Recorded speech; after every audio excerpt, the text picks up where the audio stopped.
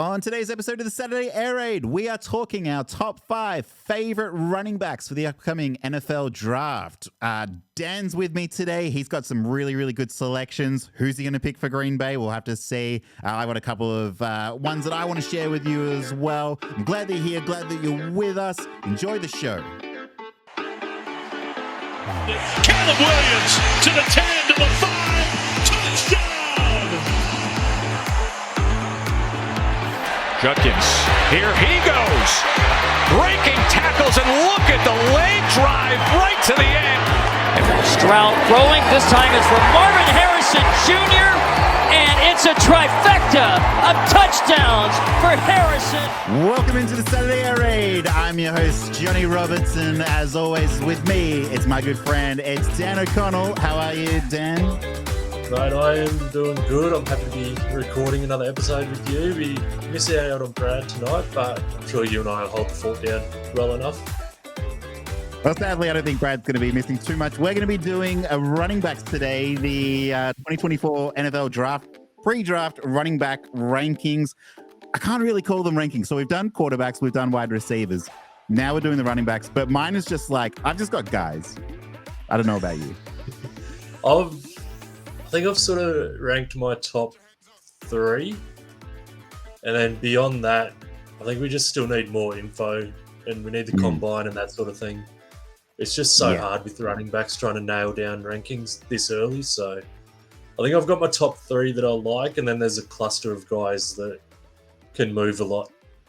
That's it. Once the combine rolls around, we're going to have way more information. And it's sort of like, I feel like running backs benefit a lot from the combine just in terms of like schematical stuff. It's like Senior Bowl's no use to them. It's mainly what they do in the season, and then sort of where they go from there. They kind of get put into these tiers, I think. Yeah. If you're watching on YouTube, please like and subscribe to this. That really, really helps us out. And leave a comment. Love to know what your top 5 running backs are. And follow us on Twitter. You can follow me on Twitter at John Lloyd Roberts. You can follow Dan at beard_82. There goes my camera already. Hang on. I will bring it back in. I have done this before. How did I do this? Hang on. This is going to happen a lot. There we go. Throughout the show. I wish that wouldn't. Okay. And follow NFL Draft Network, Lab Network on Twitter as well. Let's get. Oh, you can follow Brad as well at BradBolt1. He's not here though. So let's get into our top running backs. I've got 5. I didn't want to have 5. I wanted to only talk about 4, but I kind of needed that nice sort of like round number of 5, and I figured you'd have 5. And I'm pretty sure we're gonna have the same 5 guys. I'll be surprised if it goes any other way. But I'm interested to see the order. Yeah, the order's the biggest thing. I think the 5 guys, like you said, it's hard to see someone outside what we'd think of the top 5 get in there. But it comes down to the order of how we see them. And like I said before at the start, I don't think we're going to have a clear-cut order until after the NFL draft, even, when we see where some of these guys go. Yeah, I was going to say exactly that. Once they get drafted in the NFL draft, once we see where they get selected, that's going to make everything a lot clearer. It'll be like, I would be shocked. I'd be absolutely shocked if there was a running back drafted in the first round. Yeah, I think there's no chance this year. Do you think there's a chance that they get drafted in the second round? Yeah, I think second you'll see a couple of them go. Yeah. It's kind of mid-second, late second. But beyond that, I think there's going to be a massive run on them come third round kind of thing. Do you think? I think like fourth round even. 4th and 5th will be where most of them go. I think that the day 2 will be listed. Yeah, I think teams will try and get ahead of it a little bit in the third, depending who's there as well.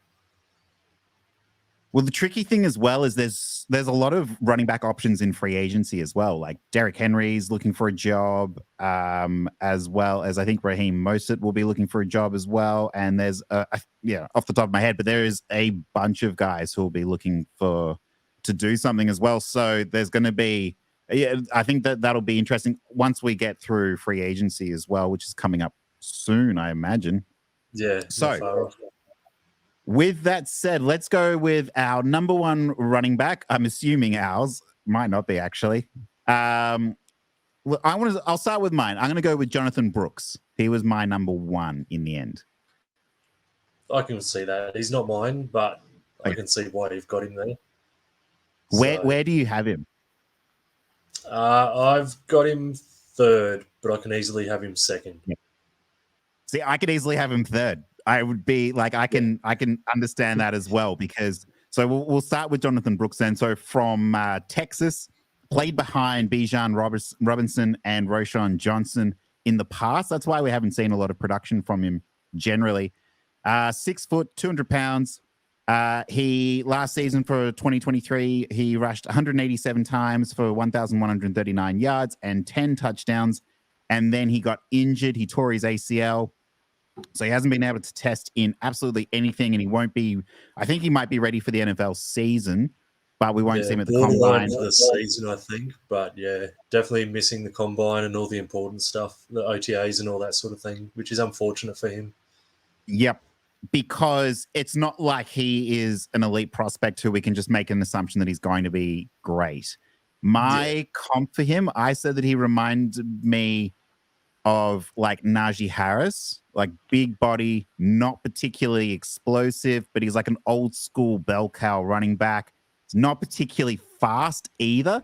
He does have like top speed, but he kind of needs to get past 10 yards. He needs to get 10 yards, and then he has the top speed. Yeah, then he gets going. So I said he has fairly good balance, and that burst past 10 yards, that's where he kind of reminded me of Zeke, maybe like later career Zeke in some areas once he got past that 10 yards and he got to that burst.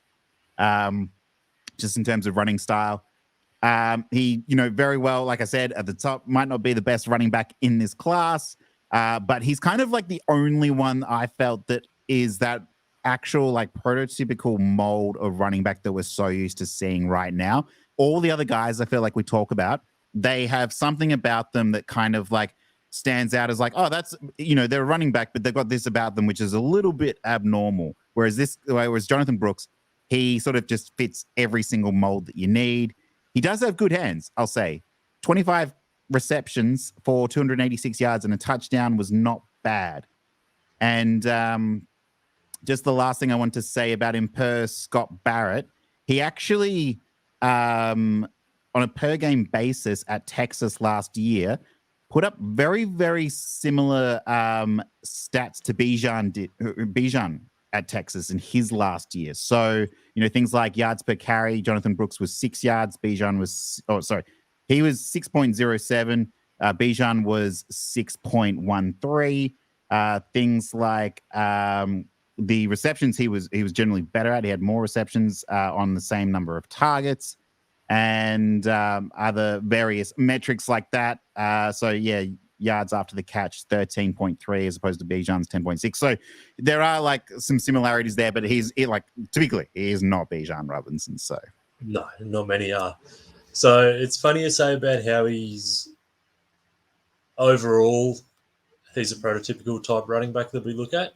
I've got written down here that he's potentially probably the most well-rounded running back in this class. Yeah. Because like you said, there's guys that can do some things really well and then other things they just fall off on. So I think Jonathon Brooks is close to being probably the most well-rounded running back in the class. Like I say, he can do a lot of different things. He's incredibly patient behind the line as well, which sometimes can be a bad thing for him, but he lets his holes open up for him. So he doesn't try and do too much before his blocks have opened up for him, which at the NFL level, that's what you're going to need to do. But I don't want to say he's at that Le'Veon Bell type level when it comes to patience. We saw what he was like, especially in the second half of his career. Yeah. But that patience is going to put him in good stead once he hits the NFL. And he's going to need that when it comes to coming back from his ACL also. He's not going to be able to overdo it and sort of punch the holes the way he wants to straight away. So I think that sort of patient style running is going to help him coming back from the ACL. But like I say, he's got decent hands. They don't get used a heap at Texas, but he's got decent hands. He got pulled out in the pass game a lot, but he's shown he can do it. He's dangerous after the catch as well. I think he's got enough burst to hit the holes and get positive yard pretty much every time. So I just think overall there's a lot to like about him. He's still so young as well. I think he's only going to turn 21 when the season starts, I believe. So he's young. He's got a lot going for him. He's well-rounded. He's just got to now be patient coming back from that ACL. So I can see him going to a team that maybe has a veteran there already, and they just can sit him for a year just to get him fully healthy, and then maybe look to have him as taken over the backfield second year, midway through his second year kind of thing. So we're going to say it a lot tonight and leading up to the draft as well, but landing spot's going to be key for him because he could turn out to be that bell cow kind of back, depending where he ends up. Yeah. Yeah, he almost needs like that Tajay Spears to Derrick Henry thing where we expect that Derrick Henry will move on and then Tajay Spears can just sort of come into that role. I mean, they'll probably add some depth as well there in Tennessee. Yeah. Would not be surprised. But yeah, he is sort of that prototypical running back. I like what you said about like his patience. Sometimes I just felt like it was just a bit too slow, and I'm worried about how that would translate in the NFL where he's just taking a bit too long to do those things that he needs to do. But yeah, injury's a problem for him because he's probably not going to get a lot of production in his first season. So we'll see what happens there. But, you know, hopefully, like you say, season 2, he can come out and we can see what he is really about. And yeah, he's just kind of, he really is just a jack of all trades, master of none type running back is where I have him. So I think that will do it for Jonathon Brooks. Landing spot will be everything for him. The injury's a bugger for his, his draft capital, his draft stocks. So yeah, we'll see what happens. Before the ACL, I think he could have been a second-round pick. Yeah. I think now he's going to drop back a little bit, probably to that third round. Maybe a team takes him late second, knowing the talent that he's got. But, yeah, it's just awful timing to pick up an ACL for a running back, especially. Oh, yeah, especially. All right, let's jump into your number one guy. Okay, so I've had him there for probably going on 6 weeks now, I think. I haven't changed yet. Okay. And it's Trey Benson. Oh, wow. So, he was my number 2. He's your number 2? He's my number 2 now, yes. He's my 2 now. Yeah. He was behind Travion Henderson before the season started when we were initially doing these. Yeah. No, I love him. I think he's amazing. And he's got everything that you want in a running back at the moment. He's got the size, but he's not slow. Like he can move. He's got that agility. He can move in and out of his cuts really well. He can get the hole and extend plays. He doesn't have like elite breakaway speed, but he can make a good chunk gain a lot of the time in games. It'll be interesting to see how he goes from the read option game at Florida State to more of a prototypical sort of running game, but depending where he lands. But I think he's got the talent to do it because he's good north-south runner. He finds a hole and he hits it. And I think we talked about Jonathon Brooks with the ACL. Trey Benson, his freshman year, he basically just dismantles his whole leg. He had an ACL, MCL. There was things going on with his hamstring out of it as well. He had so much going on from this injury. So to come back from that, he was at Oregon. He moved to Florida State the last 2 years. And he's become a really good running back. And I think he's got 3-down workhorse role in the NFL ability. So as a pass catcher, I like him. He can split out wide. They used him out wide a fair bit. They can play him out of the backfield. They can use him all over the field. And I just think he's got a lot more talent, like overall talent, than some of these other guys here. Yeah. And if you can put it all together in the right situation, I think he's going to be a very good running back in the NFL. Yeah.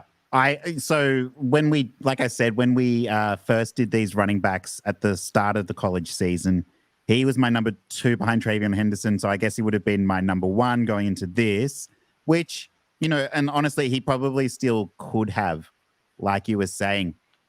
His biggest flaw to me was that he was more or less just the victim of the Florida State system. Like he and Jordan Travis sort of move the ball together. It wasn't like he was the running back on the team or, and then Jordan Travis would also throw to his receivers on occasion. But that Florida State team, and we talked about this on the receivers when we were talking about Keon Coleman, like they didn't have a lot of offense. Like they didn't have a lot of yards, but they won games. They won every game, despite the fact that what did they even do it on? Maybe like defense or cutting out wins. Trey Benson didn't even have over 1,000 yards rushing. Nah. So I was shocked when I saw that. It was 984, I think it was. So 990 in 2022 and 906 this year just gone. Or 906 was it? So, 906 on the same 156 carries, pretty much both years. So he doesn't have a lot of wear on the tires either, which for a running back coming in the NFL, you kind of like that. We'll talk about some of the others a bit later on who have been sort of run into the ground a fair bit, but Trey Benson doesn't have that. And he's good size, good speed. I really like him. I don't think I'm going to move off him as my RB1 after the combine either. Yep. Yeah, the combine will be really interesting for him as well. So 6'1", 211 pounds. Like I said, 156 attempts for 906. Well, I got him at 223 everywhere I've looked. Oh, yeah. That might be the case. I'm going off Sports Reference, which I'm pretty sure just uses the college numbers from like a year ago, potentially. Yeah. 14 touchdowns. And like I was saying, stuck in the Jordan Travis offense. Really what he does really well is he stays on his feet. One of the best yards after contact in 2022 as well in the whole of college football. He reminded me a lot of Tajay Spears, but also like that's a weird comp because, Tajay Spears hasn't stuck around very long. So I also went with Chris Carson, maybe without the like elite physicality that Carson had, just in terms of the way like he moves his body around and he can sort of take on defenders. Good cut and change of direction through, though that is, so actually this was interesting. So I thought he has really good cut and change of direction, similar to what Travis Etienne did in his first year in Jacksonville. But it's the same thing that Etienne got scolded for by Doug Peterson in doing that, where Doug Peterson in the system that he runs, he just wanted Travis Etienne to like just hit the hole. Yeah. And I didn't see that a lot from Trey Benson. Like he'd always just sort of like move to the outside and then cut in. Whereas, if you wanted him to just hit a really basic, like hit the hole, just didn't really see that. I think that's a lot to do with that system as well. So, when I said like he gets outside well, but he's not particularly fast. So how will that go in the NFL? He did have 20 receptions for 227 yards and a touchdown. Although when I was watching, he did have an 80-yard reception against Wake Forest. So that's like basically like 40% of his receiving production in that one catch. So not much there. And had this sort of last note. So weirdly, I was more impressed with his 2022 season, despite almost identical numbers to 2023. I felt like the way he moved in 2022 was a bit more impressive, but I think that's just more of a gut feel than anything else. Yeah, no, that's fair. And then the last note I had on him was per Scott Barrett again. Running back leaders by career missed tackles forced per touch. So this is from 2014 to 2023 with a minimum of 300 carries. Trey Benson was number 1. Javonte Williams was number 2 and Bijan was number 3. So I actually think I brought up this stat before the season. So that has forced missed tackles per touch. That's impressive as well. Like those names are massive. Like Javonte Williams was insane at college. Yeah, and that's what he was known for. Same with Yeah. Bijan Robinson as well. So that is some nice company. So Trey Benson was my number 2 guy. Let's get to your number 2 because I have a feeling that's my number 3. I'll be interested to see if it is. I have my man Bucky Irving. Okay, no, that is not who I have. I didn't think it would have been. No, I had concerns about Bucky Irving going into this season, and the more I watched him, the more I fell in love with his game. Like, you look at his size, he's 5'10", 194 pounds. So straight away you think, Did you say you had concerns going into the season? I didn't have him as high as I would have. Like, I knew what sort of player. I knew he was electric. From memory, I thought that you were like the Bucky Irving guy before the season, and it was like you were like flying the flag for Bucky. I might have been when I was looking into him for our preseason one. Yeah, I think based on last year, I wasn't as high on him as I am now, obviously. Yeah, but the more I started watching him, probably going into preseason and then during the season, he is incredible. Like 5'10", 194 pounds. So if you're just going off the weight and his frame, you're like, okay, he's a smaller guy that's just going to get chewed up in the NFL. He's not going to be able to do much outside of sort of being a scat back type player. This dude hits you. Like, he can take a hit and he can deliver a hit to the defenders as well. Like, he's not an easy guy to tackle. And then you add his elusiveness on top of that to go with his like strength as well. He's a beast to try and get down. So I've got a small frame, but absolutely plays much bigger than his size. He can absorb the hits, and he's tough to bring down. He's shifty. He's great speed, and his lateral movement's awesome as well. So he's hard to contain behind the line of scrimmage. Like, if you can get to him behind the line of scrimmage, you're still not like sure you're going to bring him down. So he can make something out of nothing there as well, which is what you need in the NFL. He can be used in the passing game a lot. Like, he's got really good hands. Yeah. Really good receiver. And so his ability after the catch with his speed and shiftiness is borderline elite as well. Yeah. So the downside is because of his frame, he doesn't give you much in pass blocking. Yeah.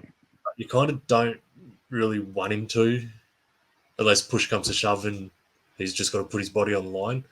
Yeah. But he can give you those little chip blocks before he peels out in the screen game and that sort of thing. So I don't think they'll want to use him too much in the pass block game, but you can have him there just to put a defender off the line to the quarterback and then just peel him out, and he's a mismatch there as well. So, yeah, I've got him as my RB2. I've fallen in love with him. I want him at the Packers.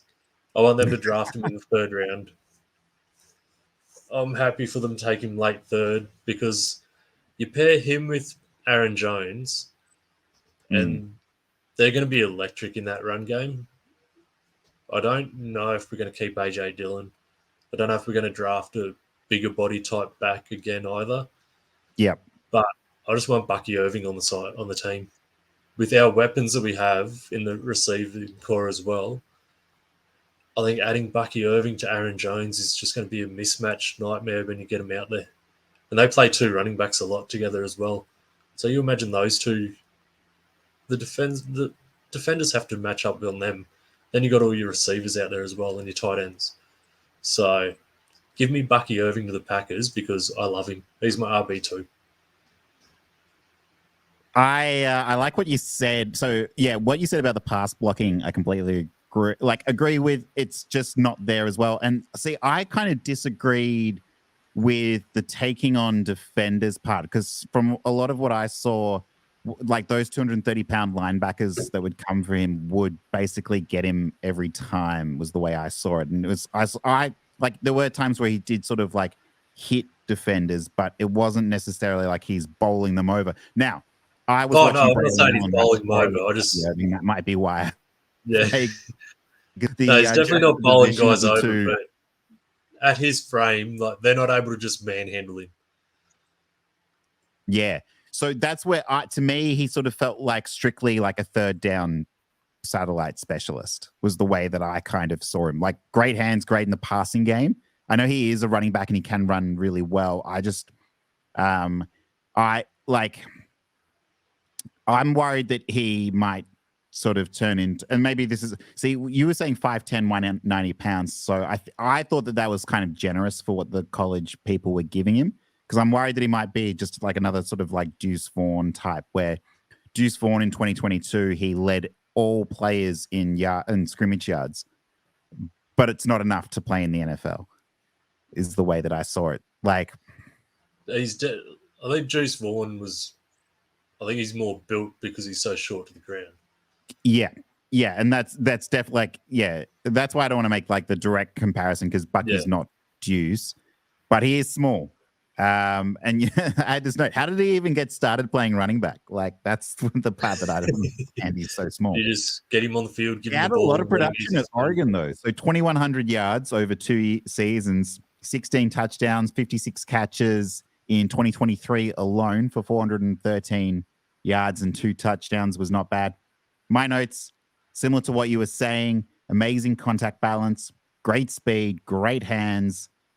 Unlike Braelon Allen, I've got this note, he is extremely elusive. He's very, very elusive. Okay, my comp for him was actually Tariq Cohen, but without the game-breaking ability, like that sort of like, you know, some people would call him like joystick Tariq Cohen.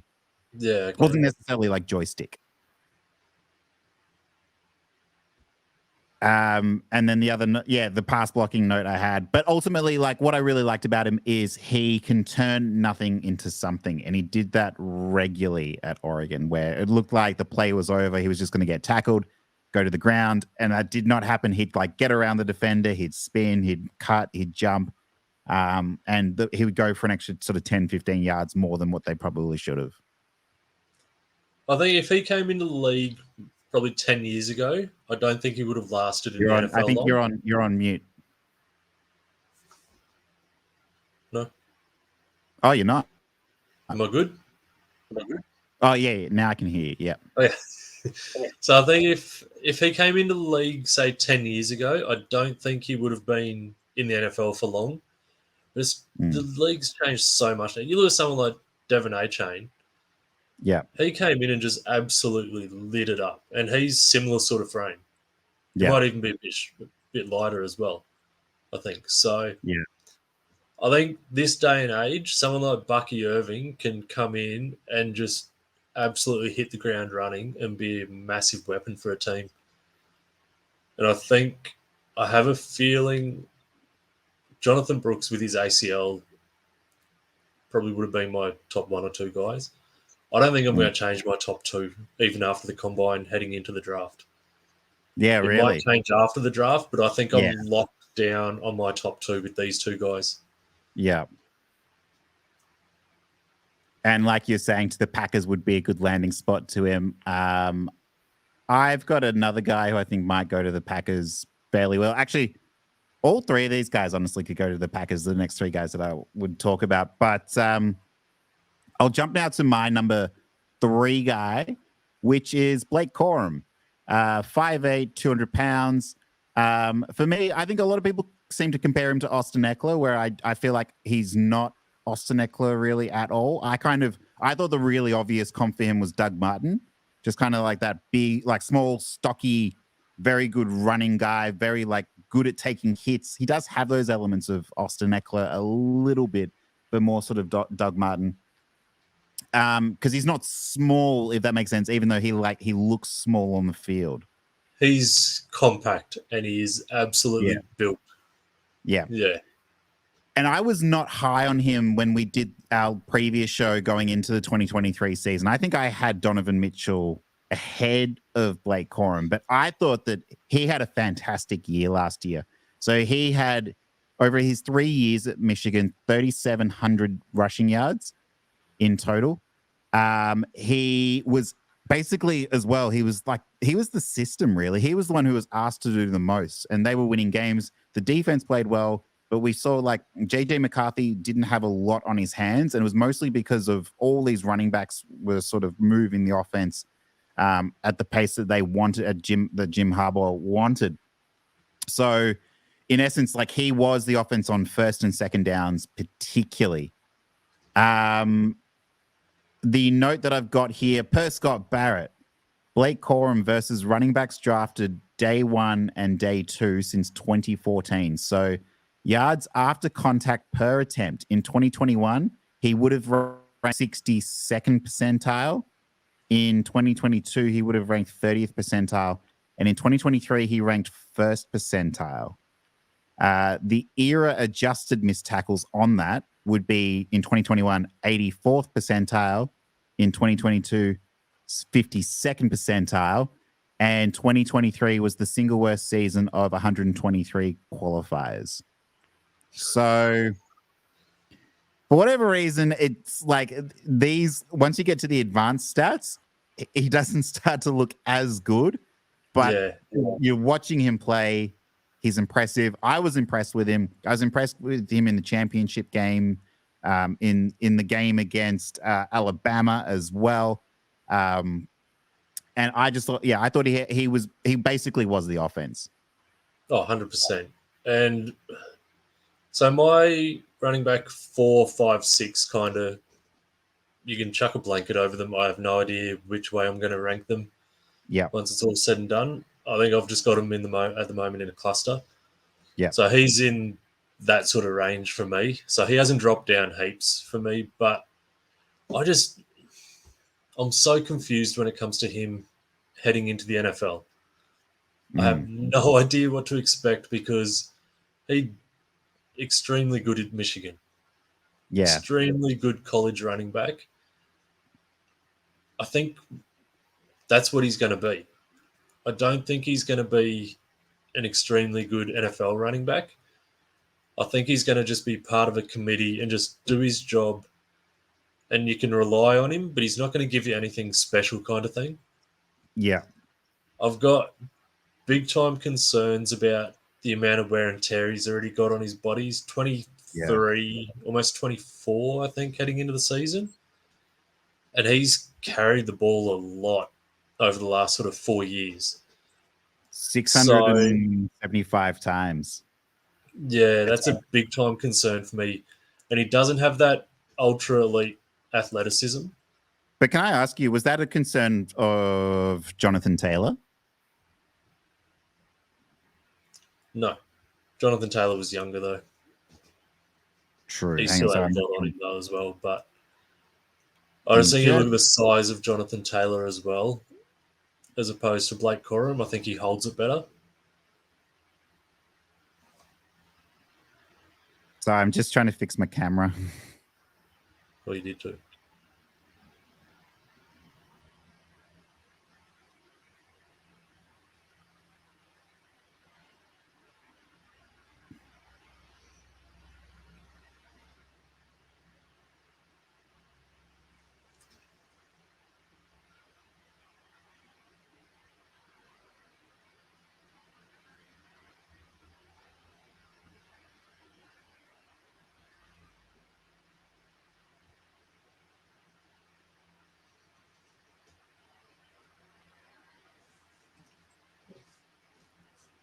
Don't know what's going on here. Just give me a second. Sorry. You're right. We can backtrack to the.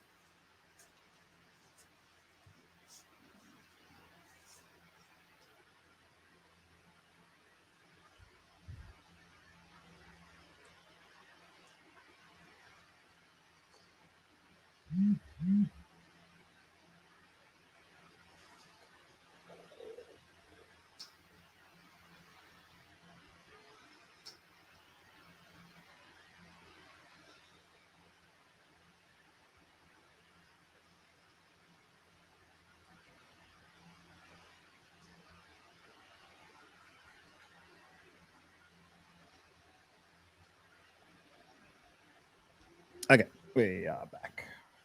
You good? Yes, there we go. We're back. What I was saying was not that I think he's Jonathon Taylor, and I think you make a good point as well, but just like, remember when people were concerned about like, oh, but Jonathon Taylor, he's had like 2,000 touches or something. It was something ridiculous like that. And it obviously has not been a problem at all for him. But I know what you mean about Blake Corum with his 675 attempts, 56 catches in total across his college career, 58 touchdowns. He had 27 touchdowns last season. That is ridiculous. Yeah, I like him for what he can do. I just don't think he's going to amount to what people expect kind of thing coming out of Michigan heading to the NFL. I think he's going to sit in a backfield and be really good when he's called upon, but I don't think a team's going to sort of rely on him to be the guy, if that makes sense after his career at Michigan. Yeah, but I disagree because, and so what I think that he'll be the first running back drafted. And where are the Chargers picking in day 2? They must be like early. They'll probably be early second. Do they have like if they had a late second, or they could move back, or maybe even use their day 3 pick? Like, don't you think Jim Harbaugh wants to bring Blake Corum with him? I think after that national championship game, he loves him.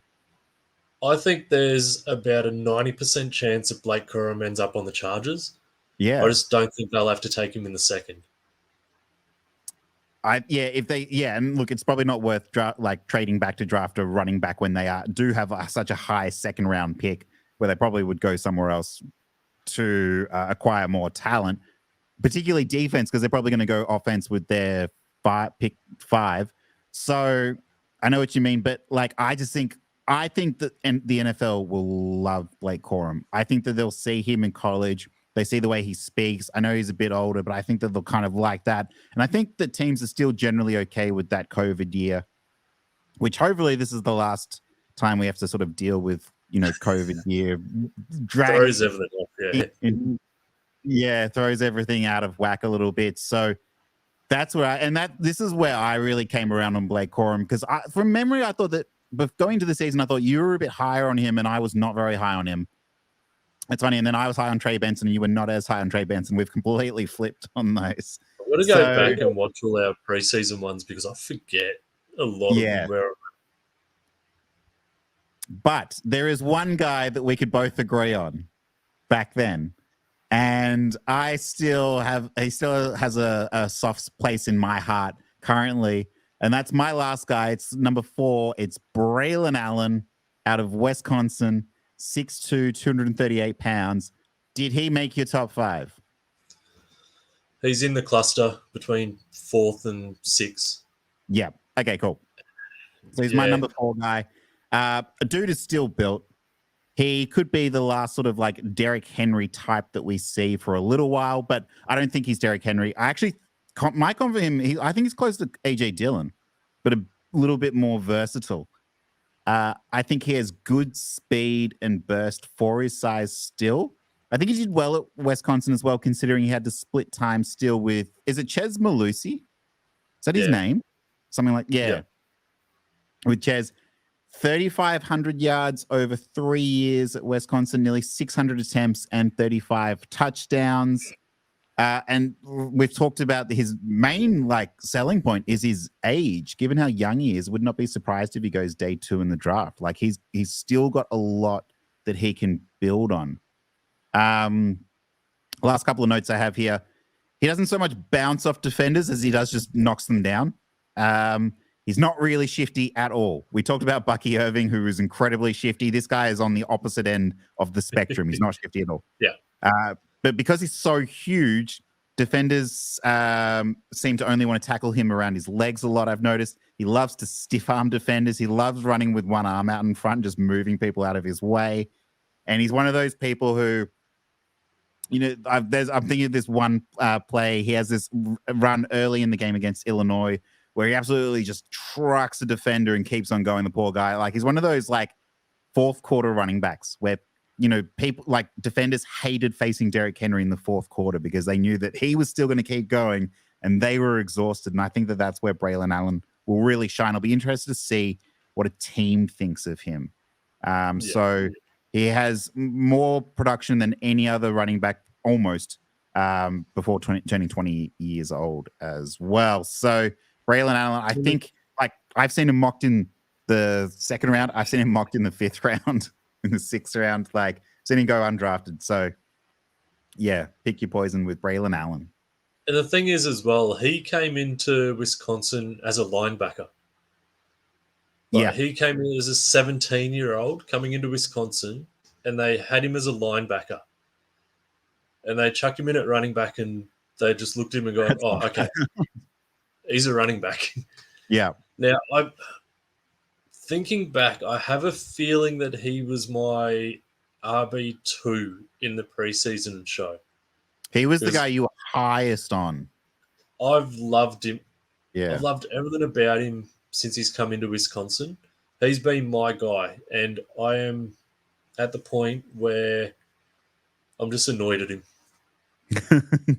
What's happened? He should be dominating. Yeah. Like yeah. 6'2", 238, 245, whatever he's listed at.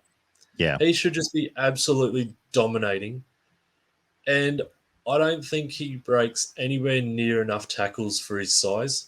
Yeah. And it is just frustrating to watch him until you get to the fourth quarter. Yeah. And then you get to the fourth quarter, and that's where all his production comes. Like, he'll be doing nothing. He'll be getting the ball a bunch, but he'll have nothing to show for it in the first 2 quarters, 3 quarters, and then he just goes bang. Mm. And they can't stop him, and that's his game. Like Derrick Henry, you just feed him the ball, get 2 yards, get 3 yards, do that, and then he breaks one for 20, 15, 20 yards, and then he does it again. And it's just, I don't know how valuable that's going to be when he gets into the NFL now. Yeah, I just have concerns, and you hit on it as well. I don't compare him to Derrick Henry. I compare him to AJ Dillon. Yeah, that was my comp. I freaking love AJ Dillon.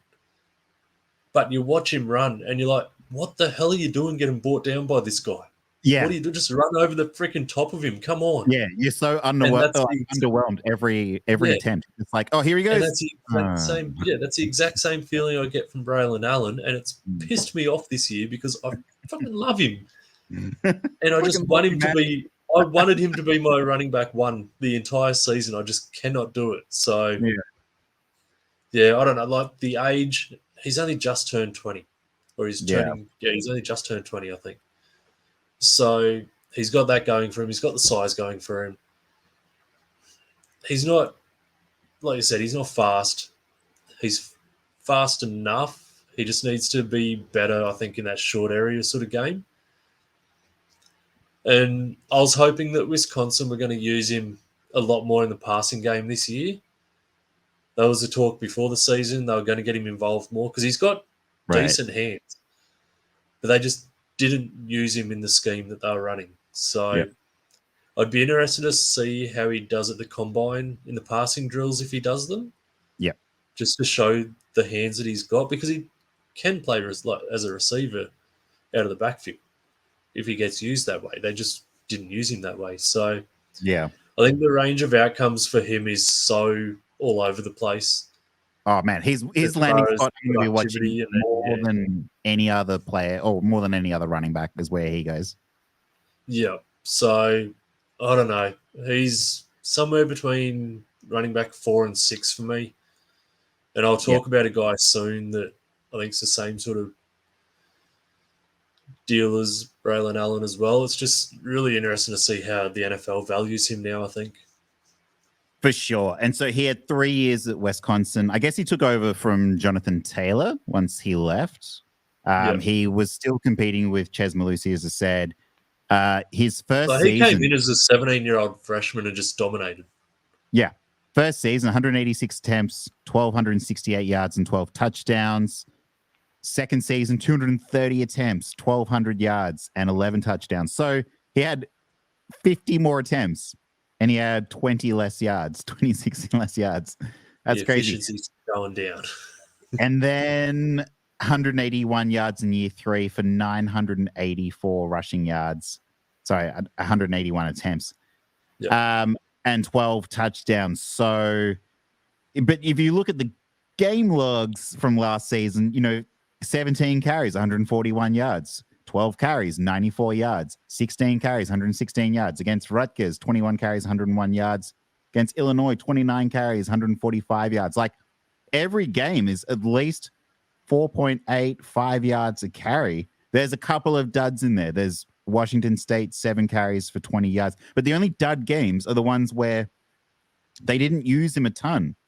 Outside of this one game against Nebraska, where he was 22 attempts for 62 yards, 2.8 yards a carry. That was bad. But every other game, he had at least 4.8 yards. And that's like, when you get to the NFL, you want to get around 3.5 yards a carry. That's good. In college, you want to get to like 5 yards a carry is basically good. So he is still hovering around there. He was still hugely productive. He's not the guy you're going to be able to just give 10 to 15 carries a game. It's the same with AJ Dillon. Yeah. You can't give him just 10, 12 carries a game and expect he him won't to get going to carry 20.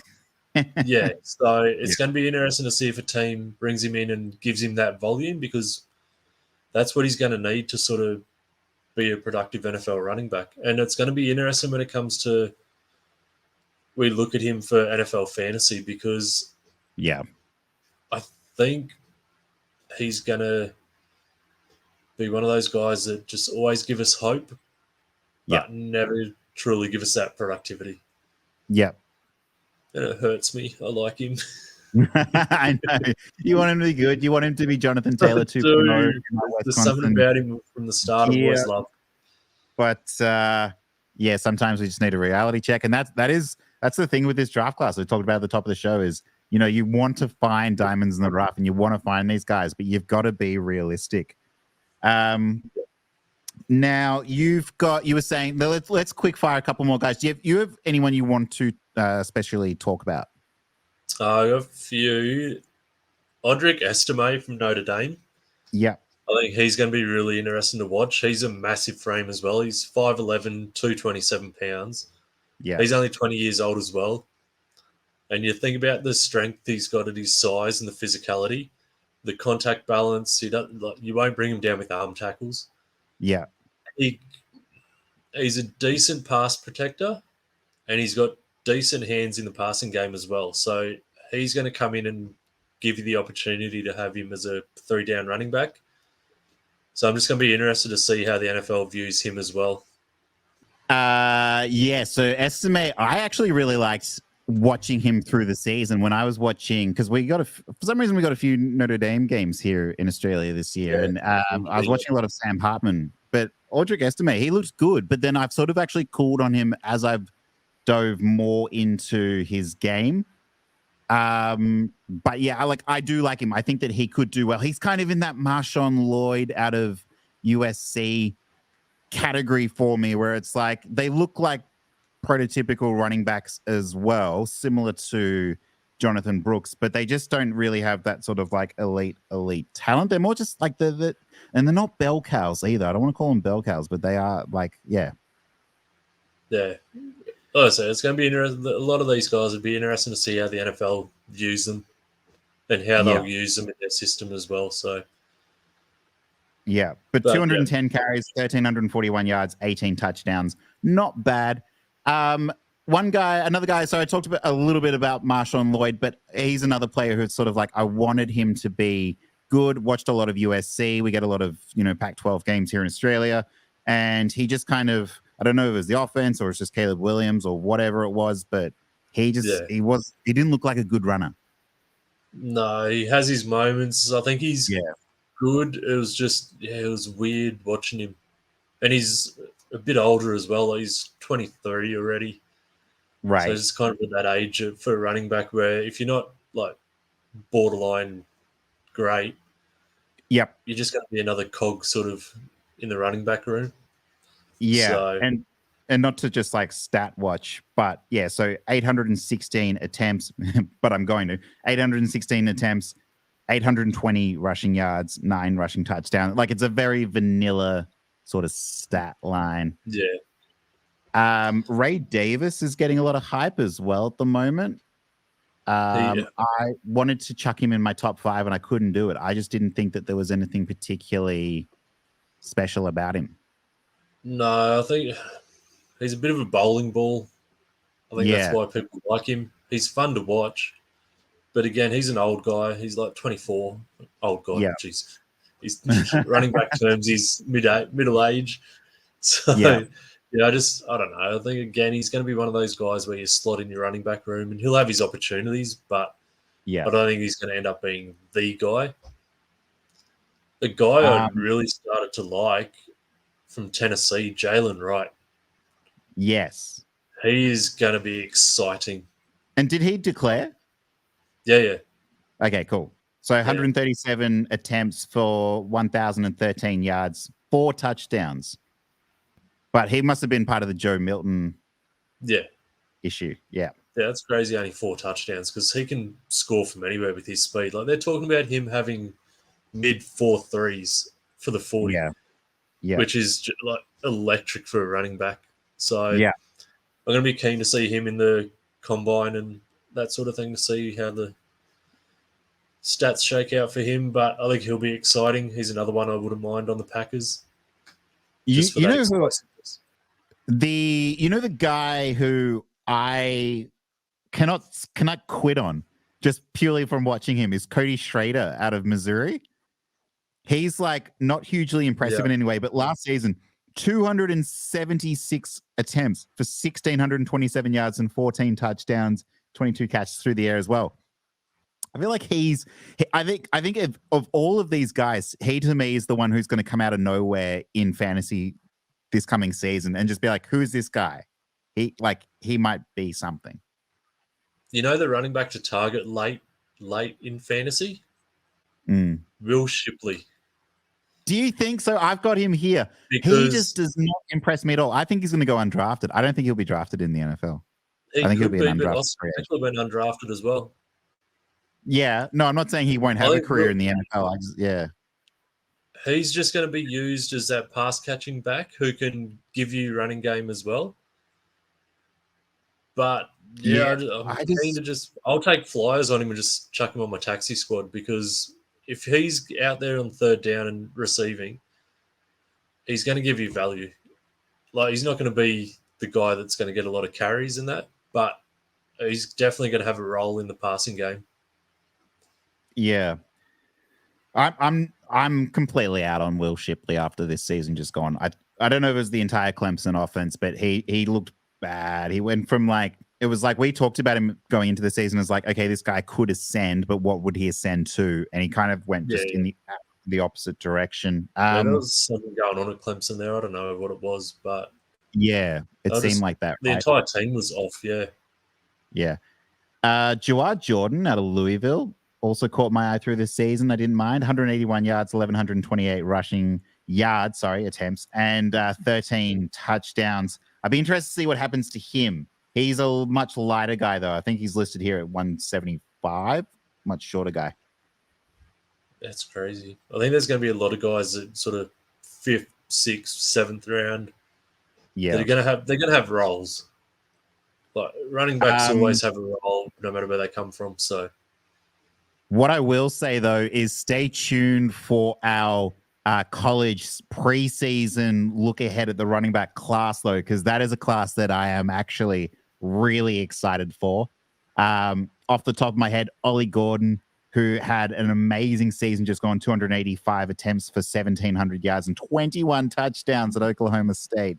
He was awesome to watch. If you watch the intro, you know I love Quinshon Judkins. He's on my list here as well. Travion Henderson is going to be back as well. How insane is Ohio State's running back room going to be?